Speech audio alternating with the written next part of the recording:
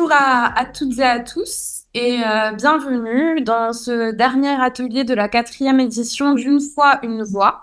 Et aujourd'hui, donc, nous avons la chance de clôturer cette quatrième édition avec Malo Williams. Salut Malo. Bonjour. Donc, nous nous demanderons tout au long de cet atelier comment réussir son montage. Malo, pour te présenter en quelques mots, tu es technicien, réalisateur, ingénieur du son, autant sur du direct que sur du podcast, pour des C'est ça. médias tels que Nova, TSF, Jazz, Brut et j'en passe. Et j'en profite du coup pour te poser directement la première question. Pourquoi le montage est important dans un documentaire audio? Tout simplement parce que j'imagine peut-être les élèves ont déjà fait des tournages, des choses comme ça. Des fois, vous arrivez avec 2 heures, 3 heures de rush, vous avez beaucoup enregistré. Et dans ces heures de rush, peut-être à un moment, le journaliste, il y a une prise qui n'était pas bonne, ou alors il y a un moment où c'est moins intéressant, ou tout simplement vous n'avez pas fait stop quand en plein milieu de la discussion, alors que la discussion s'est arrêtée, des choses comme ça. Donc le montage, vraiment, on va récupérer tous les éléments et tout simplement, on va les mettre en ordre pour donner la structure et en fait donner un produit fini à partir de tous les enregistrements qui ont été faits. Et quels sont, en fait, de quels sons est-ce qu'on a besoin, de quelle matière on a besoin à la base pour faire ce montage? Ah, vaste question, et ça pour le coup, c'est quelque chose qui vient surtout au moment du tournage. C'est Mm. justement en fait, cette question-là, on se les pose en général au tournage parce que ça va beaucoup influencer sur le montage. C'est-à-dire qu'au tournage, on va enregistrer, bon, bien sûr, les voix, les interviews, les choses comme ça, mais on n'enregistre jamais toutes les interviews en studio, notamment sur du documentaire où en théorie, le documentaire, tout est fait sur le terrain. Et si vous êtes sur le terrain, imaginons, je sais pas, vous enregistrez dans une forêt.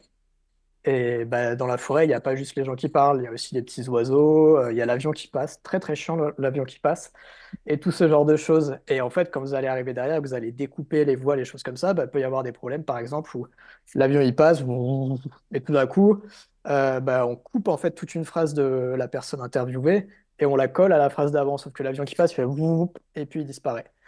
Et typiquement, par exemple, on va faire ce qu'on va appeler des room tones, donc des sons de pièces. Alors forcément, dans une forêt, c'est pas une pièce, mais le principe est le même. Ou par exemple, si on a noté que pendant l'interview, il y avait une phrase super, mais qu'il y a un avion qui est passé, eh ben, on va attendre en fait qu'un avion repasse pour pouvoir l'enregistrer et le monter, que ce soit le plus clean possible. On va aussi Mm. chercher ce qu'on va appeler des sons seuls, par exemple. C'est, je sais pas, toujours sur l'exemple de la forêt, on va casser une branche d'arbre, par exemple, parce que ça fait un son qui est assez caractéristique et pourrait, par exemple, faire une transition, un truc comme ça. Ou, je sais pas, quelqu'un qui fait de la motocross de gauche à droite, eh bien ça, pareil, ça pourrait faire une super transition. Donc ça, plus les interviews, sont vraiment les sons qu'on va prendre sur le tournage. Après, il y a d'autres choses qui arrivent derrière, et alors là, ça va dépendre de pour qui vous faites des podcasts et de la réalisation, parce que selon les personnes pour qui vous bossez, vous pourrez mettre par exemple de la musique ou pas. Je sais qu'Arte Radio, par exemple, pendant très longtemps, c'était strictement interdit de mettre de la musique dans leur montage de podcasts et des choses comme ça. Moi, j'ai été formé à Nova où on met de la musique, mais partout, partout, partout, partout. Et on va aussi chercher des fois juste des sons seuls ou des sound design, des choses comme ça. Ça, pareil, on va voir en fait quel style de montage on veut faire, en fait, tout simplement. On a souvent aussi des questions, parce que le montage, c'est toujours un élément un petit peu particulier dans la réalisation d'un podcast. C'est aussi une étape qui fait un petit peu peur quand on n'est pas habitué. Et la question des logiciels à utiliser revient beaucoup, et en particulier quand on n'a pas de budget. Qu'est-ce que tu recommandes, toi, comme logiciel? Alors, il y a 2 logiciels, un qui est gratuit et l'autre qui est payant mais gratuit. Je vais expliquer un peu plus tard pourquoi. Donc, il y a Audacity, qui est vraiment un logiciel que tout le monde connaît, gratuit, qui est très bien. Alors, moi, personnellement, je le trouve un peu limité. Je m'en sers pas du tout, faut bien dire ce qui est. Mais effectivement, il permet de faire des choses assez simples, assez basiques. Il y a même des effets, qui sont pas en temps réel, mais qui fonctionnent bien. Donc, c'est très bien pour une première approche, quelque chose comme ça. Alors, il y en a un autre qui s'appelle Reaper, qui est gratuit en version d'essai, mais la version d'essai est à l'infini. Donc, en soi, il est gratuit, mais après, si vous faites de l'argent avec, des choses comme ça, c'est important de le payer parce que c'est très très compliqué à produire des logiciels comme ça. Alors là, pour le coup, comme ils appellent ça, une DAW, une Digital Audio Workstation, donc complète, et qui est une usine à gaz comme c'est pas permis. Par contre, il faut savoir que sur ces logiciels, enfin, qui ont l'air très intimidants, parce qu'il y a plein de trucs partout, des choses comme ça, pour faire du montage son sur du podcast, on va servir vraiment de 3% du logiciel. Donc, vous pouvez aller checker des tutoriels sur juste du podcast, comment un peu découper de l'audio, des trucs comme ça. Et en fait, vous pouvez oublier 95% du logiciel, faites comme s'il n'existait pas. Ça paraîtra très compliqué au début, mais une fois que vous aurez compris les fonctions qui vous servent pour ce que vous voulez faire, bah, tout sera beaucoup plus simple. Donc, vous allez vous retrouver devant, vous allez dire, oulala, je comprends rien, ça va vous prendre 1 ou 2 jours, et ensuite, il y aura un déclic, et vous allez comprendre, et ça va être génial. Parce que vous pourrez faire des Mm. trucs beaucoup plus poussés, beaucoup plus avancés. Et après, il y a des tutoriels partout sur Internet, si vous voulez voir comment faire une reverb, tel effet, telle chose comme ça. Après, c'est le fun fait que commencer, quoi. Passer la première impression, en fait, c'est assez simple de réussir assez vite à faire quelque chose qui tient la route de basique. Après, il faut progresser encore et encore. Moi, j'utilise Pro Tools et je découvre des nouvelles fonctions à peu près tous les jours. Ou dès que je vois d'autres gens bosser, je fais, ah, on peut faire ça. En fait, ce qui est important, c'est de trouver la manière dont qui peut vous permettre de faire ce que vous avez envie de faire avec, quoi. Alors, il y a des logiciels comme Ableton Live ou Logic que les gens servent beaucoup pour faire de la musique, par exemple, que moi, je trouve fonctionnent pas très bien pour faire de l'audio. C'est plus des choses qui sont adaptées MIDI. Et après, si vous voulez faire un truc vraiment professionnel, gagner votre vie avec ça, il faudra apprendre à se servir de Pro Tools, qui est un logiciel qui est assez vieux, une vraie usine à gaz, pas très optimale, avec une ergonomie un peu douteuse, mais c'est le logiciel qu'il y a partout dans tous les studios. Donc, si vous voulez bosser là-dedans de manière professionnelle, vous êtes obligé de savoir vous en servir. On peut passer à la mise en pratique, si tu veux bien, Malo. Du coup, je vais te laisser partager ton écran. Ça, ce qu'on va écouter, c'est une session d'un documentaire qui faisait 1h45 à peu près, que j'avais fait avec une journaliste qui s'appelle Isadora Darcial pour Radio Nova. Et c'était une émission qui s'appelait Autour de Nova, où le principe, en gros, c'est on partait dans un pays. Là, c'était au Portugal, donc on était à Lisbonne. Et on faisait 1h30. Alors, en fait, c'est 2 heures, mais vu qu'on est sur une radio FM, il y a des publicités. Et vous allez voir que les publicités, c'est quelque chose à prendre en compte dans le montage aussi, parce qu'il faut structurer les parties selon la publicité. Voilà la session finale. C'est un peu intimidant comme ça, je veux bien le croire. Mais de manière très générale, ce qu'on a là, donc là, c'est des pistes audio, différentes pistes audio, où je mets des choses dedans à chaque fois. Là, il y a des effets en fait que je mets sur les pistes audio. Et ça, c'est des pistes d'effets. Et là, c'est ce qu'on appelle la piste master, donc là où tout va être enregistré à la fin dans tous les sons. Comment organiser ces pistes? Alors moi, comment je bosse? Alors là, comme vous pouvez le voir, c'est un peu le bordel. Mais ce qu'il faut comprendre, c'est que toutes les pistes qui sont mono sont des pistes où je mets que des voix. Donc ce que je peux vous donner comme conseil, c'est de garder une piste pour les voix, enfin 2, 3 pistes en général, c'est important de monter en multipiste pour ces choses-là. Des pistes pour les ambiances et des pistes pour les sons seuls, donc vous allez rajouter par-dessus les ambiances, et après des pistes pour la musique. Mais c'est bien d'avoir chaque élément à son propre endroit parce que, enfin, sauf si vous êtes complètement bordélique comme moi et que vous arrivez à vous retrouver là-dedans, parce que vraiment moi je le fais, mais je ne vous conseille pas. C'est bien d'avoir tout bien classé et que quand vous cherchez quelque chose, vous savez où il est. Et que si vous mettez un traitement au mixage ou quelque chose comme ça, bah, que ça n'aille pas complètement bousiller autre chose parce que vous l'avez mis sur la mauvaise piste, quoi. Donc vraiment, voix, habillage, ambiance, musique, chaque chose à sa place. Vous pouvez mettre des couleurs, des choses comme ça pour bien vous y retrouver dans Reaper, c'est assez facile à faire. Alors, pourquoi est-ce que tout est séparé en plein de petites parties? Parce que quand on va faire le montage, il y a enfin, ça se fait en plusieurs étapes. Donc déjà, on fait l'enregistrement, comme je l'ai expliqué. Donc on est parti sur le terrain à Lisbonne pendant 3 jours. On a utilisé un micro stéréo et un micro mono. Micro stéréo pour avoir des belles ambiances et micro mono pour avoir les voix bien clean. Et après, on était en déambulation un peu partout dans la ville. Donc une fois que ça est fini, on reprend l'avion, on rentre à Paris et on passe dans ce qu'on appelle le dérush. Alors le dérush, c'est le travail du journaliste ou documentariste avec qui vous bossez. C'est-à-dire que là, Isadora, donc elle a découpé, elle a dit telle partie j'aime bien, telle chose c'est intéressant. Et ensuite, une fois que ça s'est fait, la journaliste va vous donner ce qu'on appelle la matrice. Alors la matrice, c'est, bah là, si vous regardez ici, il y a plein de choses. Par exemple, là, il y a marqué présente le village Underground, parce que c'était un lieu où il était en village Underground. Et donc là, on a le rush complet. My relationship with containers is very deep, as my family, when we moved from Angola to here, as many people, most of our belongings. Donc là, on a par exemple, donc ça c'était le passage en bleu, ça veut dire qu'Isadora, c'est les choses qu'elle voulait garder. Quand c'était en jaune, c'était à moi de voir, à moi de décider si je trouvais ça intéressant ou pas. Après, là, ce que j'ai mis là, c'est déjà des petits éléments d'habillage parce que je voulais mettre des morceaux de cet artiste qui s'appelle Batida, donc qui est un producteur de kuduro qui habite à Lisbonne, sachant que justement, on était venu pour présenter des artistes musicaux, donc dans ces cas-là, forcément. Alors après, il faut être sûr d'avoir les droits. Ça, c'est un autre problème. Mais donc là, forcément, on allait faire écouter sa musique. Alors, ce qu'on remarque aussi, c'est que là, c'est en anglais. I Il have parle done en so. I have anglais. all my props of all my. Et c'était pour une radio française. Donc, qu'est-ce qu'il faut faire? On a enregistré par-dessus une traduction. Alors, typiquement, tout ce petit extrait-là que vous avez vu, ça a donné au final ça. Donc là, qu'est-ce qui se passe? On a un micro qui a été fait en studio, qui est une des annonces et qui rappelle où est-ce qu'on est, où est-ce qu'on va. Donc là, elle l'a bien dit, on va au village underground, on a rencontré Batida. Alors, sachant que cette interview, je crois qu'elle faisait 2h30 en tout, et qu'on en a gardé 6 minutes 48. L'habillage, d'une manière générale, c'est tout ce qui va donner un peu la couleur de... Enfin, c'est plus la partie artistique, en fait, pour le réalisateur-monteur. On va récupérer des sons, justement, des choses comme ça, et pareil, ça dépend vachement de quelle radio, quel média on travaille, et qui vont donner, en fait, vraiment l'identité sonore de l'émission qu'on va monter. Par exemple, je peux vous faire écouter le générique de cette émission. Pouvez-vous me dire où je suis? Autour de Nova. Autour de Nova. Au métro-tram. Ça tourne Ça tourne autour du monde. autour de Nova. Un aller-retour sur mesure. Voilà, donc là, qu'est-ce qu'on avait? On avait plein de sons, c'est une émission sur le voyage. Donc tout simplement, il y avait beaucoup de sons de voyage de différents pays, et puis des sons qu'on trouve dans les aéroports, les trains, tout ça. Ça, c'est important parce que là, au bout de, je sais pas, 10 secondes de générique, on a déjà une idée, même si l'auditeur va pas se dire, ah, c'est une émission sur le voyage, tout de suite, on est dans un univers. C'est-à-dire que vraiment, on le conditionne, il y a des sons de voyage, des sons d'avion, de train, de voiture. On comprend déjà, on part un peu, quoi.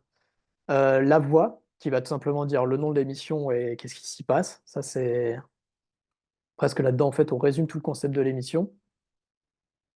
Et ensuite, alors là, c'est une émission où il y a eu plein d'autres, donc c'est l'habillage de l'émission à chaque fois. Et comme on était sur l'émission pour Lisbonne, eh ben, on a rajouté des éléments lisboètes. Tout simplement, De Lisbonne. Isadora qui dit qu'on est à Lisbonne. Deux sons d'avion, parce que ça, pareil, c'est un truc, si vous avez déjà pris l'avion, c'est un son qui est très caractéristique. Ladies and gentlemen, good day. Your captain speaking. First of all, I would like to welcome you on board this Boeing 737-800 Nova. this afternoon now. Lisboa. Donc ça, pareil, c'est l'annonce du capitaine. Ça, je l'ai enregistré, j'étais dans l'avion et en fait, j'avais anticipé ça en me disant que j'en aurais besoin. Donc je me suis préparé en attendant le moment où il fasse son micro pour que je puisse l'enregistrer. Et ça, c'est super en fait parce que, pareil, l'auditeur, là, jusqu'ici, il n'a pas encore entendu la voix d'Isadora, mis à part pour dire on est à Lisbonne. Mais par contre, tout de suite, il se dit, ah ok, on est parti en avion, on a entendu. Et en plus, le speaker dans l'avion a dit la destination. Donc pareil, on est complètement déjà dans l'ambiance. Et ensuite, ce qu'on a là, Bom dia, você está a ouvir a Rádio Nova de Lisboa, em Portugal. voilà. Donc là, on entend du portugais. Et même si on ne parle pas du tout portugais, on comprend en Radio Nova, Lisbonne. Et en fait, ça suffit. Ça fait quoi, ouais, 45 secondes, on a compris globalement ce qui va se passer dans l'émission. Et en fait, si on voulait faire, je sais pas, une émission de voyage où c'est que des mauvaises histoires, des choses qui sont assez terribles, ou des mauvaises aventures, des choses comme ça, on aurait fait un habillage complètement différent, avec plus des trucs clichés, de la tension, des choses comme ça. Là, on est sur un voyage très tranquille, très relax, on va découvrir des super choses à Lisbonne, tout ça. Donc du coup, on a choisi des sons qui sont cool, relax, qui accompagnent vraiment la couleur générale de l'émission, en fait. Alors, je reviens à notre ami Batida, où on a passé donc 2 heures d'interview compactée en 7 minutes. Et donc là, c'est le début de l'interview, sachant que là, entre ce qu'on va avoir là, donc cette petite partie-là, qui a fait quoi, 20 secondes, 30 secondes, et ce qui arrive derrière, il y a eu presque 45 minutes en fait, de paroles qui ont été coupées entre les deux, parce que c'était quand on est arrivé, on se dit bonjour, comment ça va, ça fait longtemps qu'on ne s'est pas vu, on raconte des choses comme ça, quoi. Mais là, vous allez voir ce qu'on a gardé, c'est très important. Au village underground. Autour de Nova. Là, on vient d'arriver au village underground, avenue de la India. Il y a pas mal de bruit. Et normalement, il y a Pedro qui nous attend de Batida. Pedro, c'est Pedro Coquelin et c'est le musicien et producteur Batida qui nous attend dans le coin normalement. Il me dit, il n'y a personne dehors. Voilà, il me fait coucou. Bonjour, ça va? So What we is are the Village Underground? Village Underground is a partnership. Voilà, donc là, en fait, ça, c'est quand on est arrivé. On a tendance à dire, surtout que maintenant, on a des fichiers numériques, on n'utilise plus de la bande magnétique, donc on n'est plus du tout limité par le temps d'enregistrement. La règle, c'est un peu on enregistre tout le temps. Donc là, on est sorti du métro. Déjà, j'enregistrais. Et en fait, quand on est arrivé, là, Isadora le racontait un peu où est-ce qu'on est. Toujours très important de décrire où est-ce qu'on est parce que l'auditeur, évidemment, lui ne voit pas. Donc là, elle arrive, on dit, OK, on est à Village Underground, je vois personne. Ah, il y a Pedro, il me fait coucou. Donc là, on imagine tout de suite Pedro fait coucou. Et ensuite, quand on arrive à cet endroit-là, là, on a, je pense, 45 minutes qui se sont passées entre les deux. Ellipse d'un seul coup. Pourquoi on a gardé ça? Parce que justement, c'est très visuel et ça fait aussi une transition. C'est-à-dire que si on était passé directement sur l'interview de Pedro, c'était très bien aussi. Mais là, on a un super son justement qui est, j'allais dire, ancré dans le terre-terre, mais dans le réel, où vraiment on a l'arrivée, c'est très naturel et ça s'enchaîne parfaitement. Des fois, en fait, ça sert à rien de créer une transition si elle existe déjà dans les rushs. Et ensuite, on passe donc, où on commence à poser des questions avec Pedro. So What we is are the Village Underground? Village Underground is a partnership with Village Underground in London. Village Underground, c'est un partenariat avec le Village It's a Underground place de where Londres. many C'est un lieu où les artists, artistes work. travaillent, ils ont They leurs have their propres own endroits. spots. I have my own container over there on the technical area. J'ai mon conteneur It là-bas was dans la drawn zone to be technique. inspiring for Le lieu a whoever été works conçu here. pour être inspirant. Donc là, ce qui se passe, c'est qu'on a donc l'interview qui a été découpée et par-dessus, il y a une voix de trad qui a été faite par un journaliste qui s'appelle David Bolla, où en fait, il traduit ce qui se dit. Donc ce qui se passe, je peux vous montrer les automations d'ailleurs, je pense. C'est que là, il y a la... Donc ça, c'est les volumes en fait. C'est les courbes de volume de la console de mixage que je peux automatiser en fait. Et donc là, on voit la voix que quand David parle, la voix de Pedro, en fait, elle diminue pour laisser la place. Mais la voix de David est toujours un peu plus courte parce qu'il faut quand même qu'on entende la voix de Pedro parce que c'est lui qui est important à la base, quoi. Là, c'est juste pour qu'on comprenne ce qui se passe quand on ne parle pas anglais ou portugais.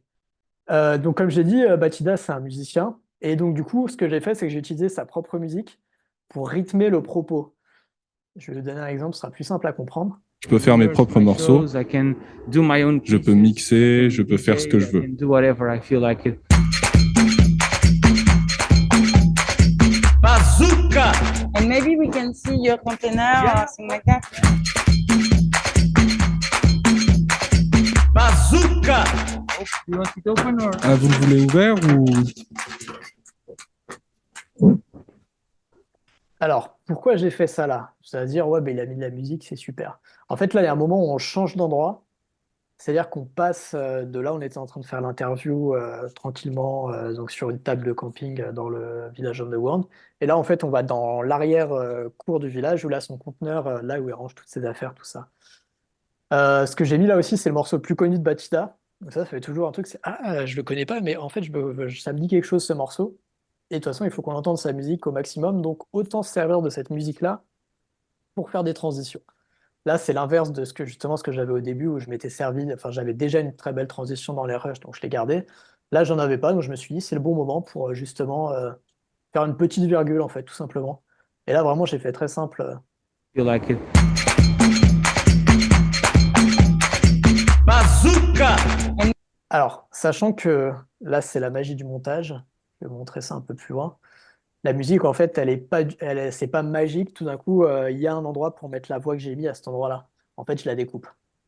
C'est-à-dire que si on prend un morceau, là, c'est le morceau Bazooka de Batida. Je vais mettre en grand qu'on voit mieux. Typiquement, je vais aller chercher des parties instrumentales. Ça, je me dis, ça c'est pas bien, je peux récupérer. Ça, c'est un instrumental. Il faut récupérer cette partie instrumentale. Bazooka!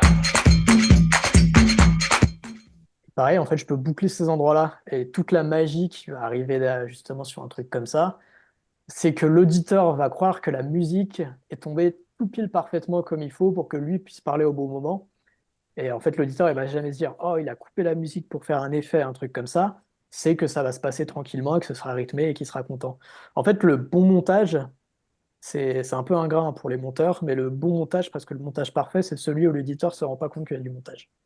C'est-à-dire qu'il est jamais sorti du récit, des choses comme ça.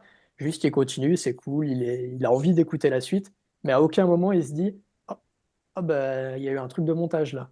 Parce que si on fait ça, c'est presque qu'il a remarqué notre présence et notre chose comme ça, et dans ce cas-là, c'est qu'on n'a pas bien fait notre travail la plupart du temps. C'est un peu paradoxal, mais le bon montage, c'est celui qu'on n'entend pas. Bah, allons un peu plus loin. Donc, par exemple, là, on continue. Donc là, il nous raconte un peu son conteneur, tout ça. Je vous invite à écouter l'émission. Vous pourrez la retrouver sur le podcast sur le site de Nova. Et là, il va nous parler de son projet, son nouveau projet qui s'appelle Ikokwe. Et donc là, en fait, ce que je vais faire, c'est que je vais anticiper sur ce qu'il va dire. Ah oui, donc ça, par exemple, pour faire la transition, là, il ferme son conteneur. Donc, tout simplement, je mets le son du conteneur. Ça n'a rien à Quand on parlait de son sol tout à l'heure, c'est ça. voir avec l'Angola, où la température est toujours plus ou moins la même.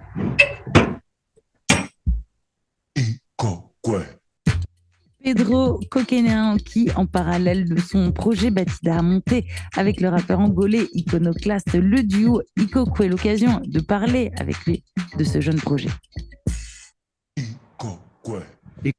Alors ça, c'est magique parce que donc là, Isadora, on a refait ce micro après pour faire la transition parce que justement, on l'avait pas. Mais en fait, il dit le nom du groupe au début du morceau, donc Ikokwe. Là, j'avais pile ce qu'il fallait pour que ça fasse tapis en fait sur le micro d'Isadora. Et en fait, le micro d'Isadora, on l'a timé pour que ça rentre parfaitement. Et ensuite, je suis allé chercher la fin du morceau où justement, il retermine avec le. Et donc là, en fait, on a entendu le nom d'Ikokwe. Isadora dit ce que c'est qu'Ikokwe. On le réentend et ensuite, on commence à en parler. Ikokwe. I didn't think before doing Ikokwe. it. Je n'avais pas anticipé ce projet en amont, alors que c'est généralement comme ça que je travaille. Après, j'aurais pu aller directement en fait, de ce passage-là à ce passage-là. Mais ce serait moins rythmé, et surtout sur les interviews un peu longues comme ça, c'est toujours bien de mettre un petit élément. Et en fait, ça peut, je sais pas, si vous allez sur la place de la mairie à Aubervilliers, là juste à côté, bah, si vous mettez, si vous êtes en train d'enregistrer une interview et que vous avez enregistré un son seul de l'église, des cloches de l'église qui sonnent, si vous sentez que l'interview ça commence à être un peu long, qu'il y a une réponse très longue, bah, l'auditeur peut-être il va être un peu fatigué. Et en fait, vous voulez mettre juste, je sais pas, 10-15 secondes des cloches de l'église ou d'un chien qui aboie dans la rue ou quelque chose comme ça, juste ça fasse une respiration. Et là, ce morceau me sert de respiration et en même temps me sert à rythmer le propos. Donc si on arrive à faire ça, c'est gagné, quoi. Sachant, j'oublie quelque chose qui est très important, c'est que mettre de la musique, mettre des sons, mettre du rythme, tout ça, c'est super. Il faut toujours que ça ait un sens. Mettre un son parce que ça sonne bien, que c'est beau, des choses comme ça, mais que ça n'apporte rien ou que ça fait sortir du récit, c'est quand même le récit, le propos qui est la chose la plus importante et le montage va servir à le mettre en valeur derrière. Il ne faut pas qu'un effet de style ou quelque chose comme ça vienne prendre la place du propos. Donc là, on a 2-3 minutes d'interview. On ne peut pas Et ensuite, je relance et je remets le tapis. C'est du rap car Louat est un MC incroyable qui est sur la scène du rap depuis longtemps et il s'est lancé dans cette aventure folle avec moi. Et donc là, pareil, j'ai relancé le tapis. Donc là, c'est juste l'instrumental que je suis allé chercher dans le morceau et que j'ai bouclé. Et du coup, je l'ai joué pas très fort pour que la voix soit bien définie par-dessus et qu'on entende la voix et que ce soit juste pour soutenir un peu. Et en fait, là où ça va être magique encore une fois, c'est qu'à la fin Lance et de réagis l'interview, exactement comme tu veux. So defined and allow you to listen and who listens to react however you want to.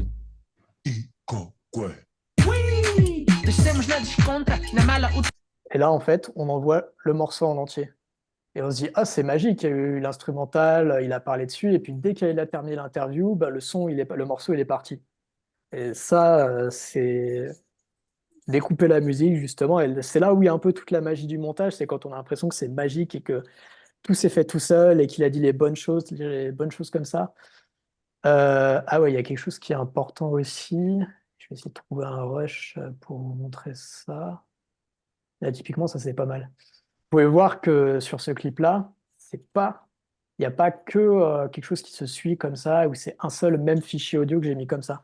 En fait, s'il y a des coupes à chaque fois, c'est parce qu'il y avait des hésitations, des choses comme ça, où il se répétait 2-3 fois. Ça, on coupe. On coupe, on coupe, on coupe. On coupe dans une limite, c'est-à-dire qu'il ne faut pas que ça s'entende non plus. Si vous n'arrivez pas à faire une belle coupe sur les propos, tout ça.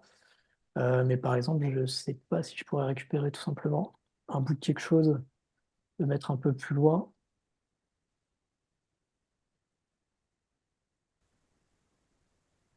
audience and other professionals from the music scene. And it worked really well because we got a lot of media coverage, also from the Typiquement, là, il y a un E qui sert pas à grand-chose, bah, je le coupe. media coverage, also from the big media, big TV, the big media. Et là, par exemple, il redit une deuxième fois The, donc simplement, je peux couper. From the big media, big TV. Voilà, on a l'impression que c'est naturel, qu'il a dit les choses comme ça, et en fait, dans la plupart des trucs que vous écoutez, ça a été découpé au cordeau. Alors des fois, il y a des gens qui s'expriment magnifiquement bien et quasiment aucune coupure à faire. Je vous le dis tout de suite, c'est extrêmement rare. Mais sinon, ouais, en fait, on va découper le propos, on va vraiment faire... Enfin, j'ai une journaliste avec qui je bosse, elle appelle aider les gens. C'est-à-dire que quand ça rame un peu, des choses comme ça, mais que l'idée est vraiment cool, on va couper, remettre ça bien dans l'ordre. Et bien sûr, il y a aussi une limite, c'est qu'il faut surtout pas faire dire quelque chose à la personne que vous interviewez qu'elle n'a pas dit. C'est-à-dire qu'on peut pas remonter. On peut remonter pour couper des hésitations, aller directement à un point, des choses comme ça. Mais il faut surtout pas remonter pour faire une phrase qui n'a pas été dite parce que vous aimeriez bien qu'il dise ça ou des choses comme ça. Parce que là, forcément, enfin, c'est mentir, c'est sortir de la déontologie des journalistiques, quoi. Donc ça, c'est vraiment la limite à pas dépasser sur ce genre de choses. Alors, quelque chose qui est très lié au montage, et c'est le mixage, sachant qu'historiquement, la réalisation et le mixage, enfin, ce qui va être technique et réalisation, sont deux métiers différents. Le fait est que, mis à part si vous bossez chez Radio France, globalement, le monteur va faire le mixage aussi. Tu peux rappeler juste ce que c'est le mixage? Alors, le principe du mixage, c'est très simple, c'est d'équilibrer les voix, la musique, les ambiances pour que tout soit à peu près homogène et qu'on entende tout bien. Sachant que, enfin, là, je vais vous montrer plein de traitements. Par exemple, il y a de la compression dynamique que je mets sur les voix, de l'équalisation, qui sont des choses qui vont rééquilibrer un peu les fréquences, compresser, gérer la dynamique, c'est-à-dire que ça va écraser les sons les plus forts et remonter les sons les plus faibles. Ça permet, par exemple, si quelqu'un parle avec une petite voix comme ça, et puis tout d'un coup, il parle très très fort comme ça, bah ça, en fait, ça fait un écart de niveau qui est considérable. Alors ça, je vais le faire avec ma table de mixage et baisser un peu à ce moment-là. Mais aussi, en fait, la compression dynamique va m'aider un peu là-dessus. Sachant qu'il y a des gens qui vous diront qu'il faut tout faire en mixant avec sa table de mixage et en faisant à la main. Le fait est que, surtout en radio FM, vous devez aller extrêmement vite. Ça, on l'a monté en un jour, donc autant vous dire que faut que ça aille très très vite. Donc, on va s'aider de ces outils-là. Je vais vous remontrer la courbe d'automation. Alors ça, c'est en fait les courbes de volume de ma table de mixage. Et vous pouvez voir qu'à chaque fois, donc là, c'est la piste de voix. Par exemple, là, c'était à bon niveau. Là, on vient d'arriver au village underground, avenue de la India. Il y a pas mal de bruit. Et normalement, il y a Pedro qui nous attend de Batida. Pedro, c'est Pedro Coquelin. Et c'est le musicien et producteur Batida. Et en fait, là, j'ai monté le niveau à chaque fois parce que la journaliste s'éloignait de plus en plus du micro. Et donc, plus elle s'éloigne du micro, et ben forcément, plus la voix, en fait, c'est vraiment, je fais comme ça. La voix est de plus en plus loin et on comprend moins. Et par contre, en fait, si la voix est de plus en plus loin, on peut se dire, bon, c'est pas grave, elle est toujours compréhensible. En fait, la personne qui écoute, si le son baisse, qu'est-ce qu'elle va faire instinctivement? Elle va monter le niveau de volume de son enceinte Bluetooth, de son téléphone, de ses écouteurs ou pas. Et en fait, le bon mix, c'est celui où l'auditeur, l'auditrice écoute de bout en bout sans jamais toucher son bouton de volume pour comprendre quelque chose. Et en fait, pour vous, la base du mixage, ce que je vous conseille, c'est de regarder comment on gère les volumes, tout simplement, dans votre logiciel, peu importe lequel, et vous écoutez en fermant les yeux. Et puis, dès qu'instinctivement, vous avez envie de monter le volume ou de baisser le volume, bah ça, vous le faites dans votre logiciel. Et normalement, si vous faites ça sur tout le long de la chose, à la fin, bon, alors il y a certaines parties qui sont un peu plus compliquées, notamment des écarts de dynamique, de traitement, de denoise et des choses comme ça, mais qui sont des choses un peu plus avancées. Et ben, si vous pouvez écouter votre podcast tout du long sans avoir à toucher à votre bouton de volume, là, déjà, vous avez fait un mix de bonne qualité. Enfin, vous avez la base du mix et tout ce qui arrive derrière, c'est des trucs plus techniques, mais vous avez compris comment on fait ça, quoi. Ouais, voilà, sur la table de mixage. Ça, c'est la table de mixage de Pro Tools. Dans le coin, normalement. Il n'y a personne dehors. Vous voyez, par exemple, le fader qui est là, il bouge tout seul, en fait. Bon dire. Ça va? So What we is are the Village Underground? Village Underground is a partnership with Village Underground in London. Village Underground, c'est un partenariat avec le Village Underground de Londres. C'est un lieu où les artistes travaillent, ils ont leurs propres endroits. I have my own container over there on the technical. Et en fait, quand on voit les faders bouger, là, c'est tout les courbes que j'ai mis ici. c'est ça en fait qu'on voit bouger. C'est-à-dire qu'en fait, ce que je contrôle avec mes courbes d'automation, on appelle ça de l'automation, sont des choses qui vont automatiser ce qui se passe sur ma console de mix, qui est... Alors après, tout ce qu'il y a là, c'est des traitements qu'on a mis en insert. Ça, c'est le panoramique si je veux que les sons ils soient plus à gauche, plus à droite. Euh, Bon, après, tout le reste, ça reste quand même de... Donc là aussi, il y a les effets, des reverbs, des delays, des choses comme ça.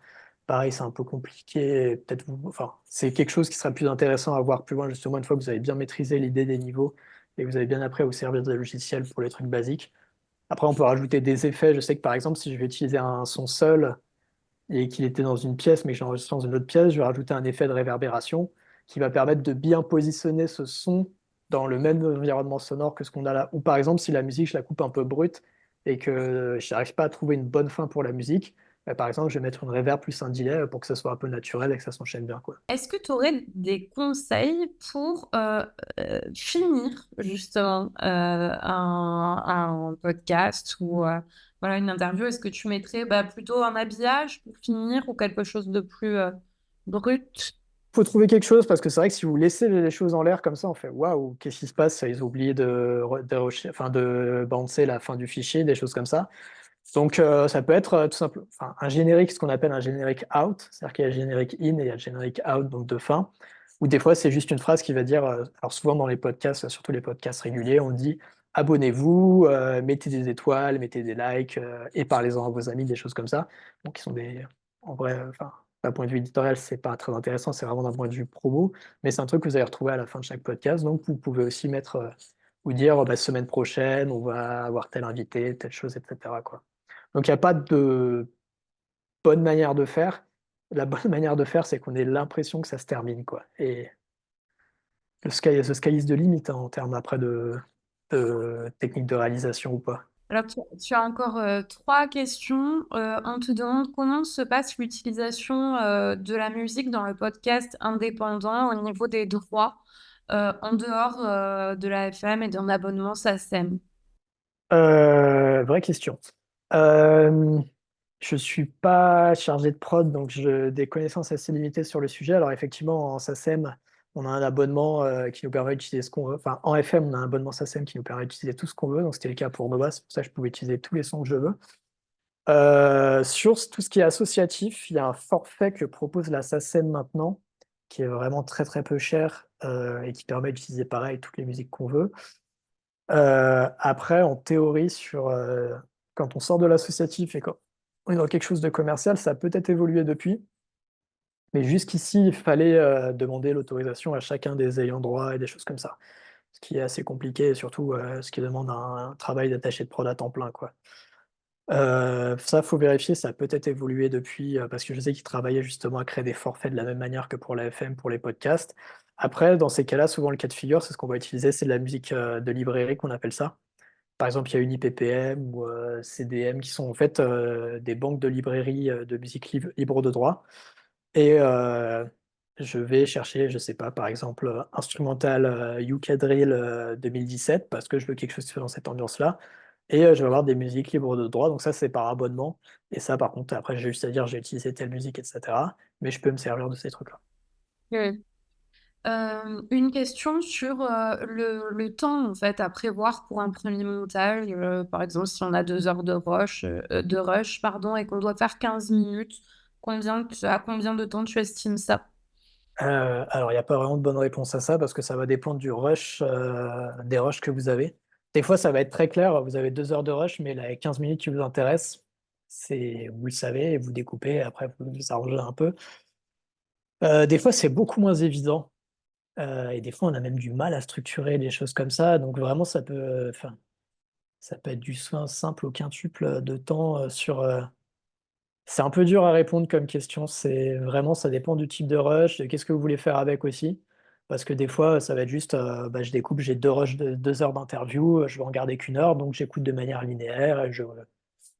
Ça, en général, une 2 écoutes, c'est fait. Après, par exemple, si on a, je sais pas, 2 heures de rush avec ces 7 interviews et qu'on veut les interconnecter, mettre de la musique, des choses comme ça, là, c'est tout de suite beaucoup, beaucoup plus long, quoi. Donc ça dépend. Et une dernière question sur toi. Du coup, comment tu t'es formé à ce métier? Alors moi, à la base, j'ai une formation d'ingé son, mais vraiment strictement d'ingé son. Après, j'ai une formation de radio, mais de technicien radio, en plus pour faire du direct, des choses comme ça, du mixage. Et en fait, en bossant en radio, donc dans ce cas, dans mon cas, c'est à Nova, hein, principalement, où là, justement, il y a des gens qui m'ont appris ce que c'était que la réalisation, le montage et des choses comme ça, quoi. Parce qu'il y a un truc qu'on apprend assez peu dans les écoles de son, c'est justement le rythme radio, les choses comme ça. C'est très important, le rythme. Enfin, c'est un peu abstrait dit comme ça, mais les choses sont jamais pas. Tel élément, telle chose est jamais mis par hasard. Et c'est vraiment penser en fait la chose dans son ensemble, que ce soit en termes de propos, en termes de rythme, en termes de cohérence générale. Parce que oui, le taf du monteur par rapport au journaliste, c'est-à-dire que le journaliste va arriver avec un propos en disant: «Bah, j'ai 1 heure et demie de rush» et par exemple, ça va être de lui dire: «Ouais, mais le maximum que le rédac chef nous a dit, c'est 48 minutes» et des fois, en fait, ça veut dire aussi au journaliste: «Bon, tu as ça et tu as ça, je pense que tu dois retirer ça». Donc vous avez presque une part dans l'éditorial, mais qui va être vous êtes le premier auditeur, en fait, de votre propre produit, quoi. Mais c'est vous qui vont, c'est normalement, enfin, en théorie, c'est vous qui avez le dernier mot d'ailleurs sur qu'est-ce qu'on garde et qu'est-ce qu'on garde pas, quoi. Et c'est toujours travailler en binôme, en fait, avec un journaliste. Toujours, toujours. Et après, c'est des allers-retours, c'est-à-dire qu'une fois que le montage est terminé, on le refait écouter au journaliste qui va faire des retours, des choses comme ça, une fois que tout le monde est d'accord. Ou alors, une fois qu'on arrive à la date de diffusion, parce qu'en général, surtout en radio, ce qui va donner le temps qu'on a pour faire un produit, c'est quand il doit être diffusé.